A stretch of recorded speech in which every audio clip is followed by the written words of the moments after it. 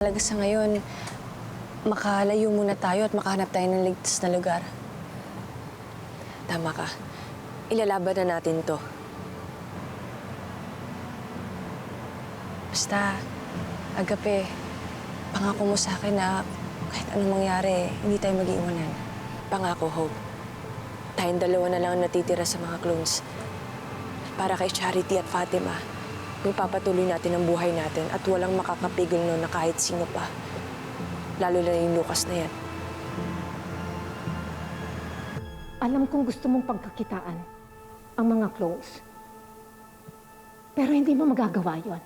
Because you will fail. Yan ang akala mo.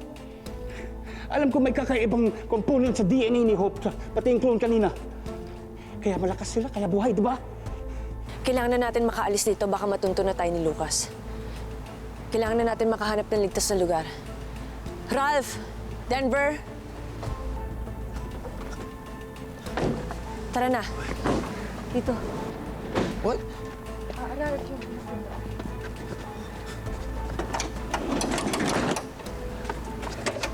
Bilisan niyo.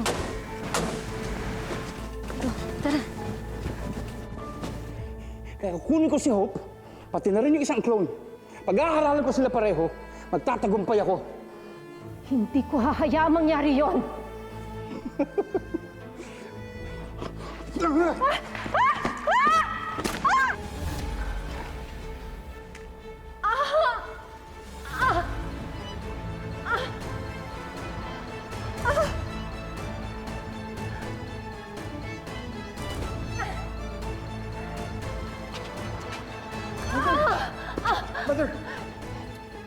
Mother!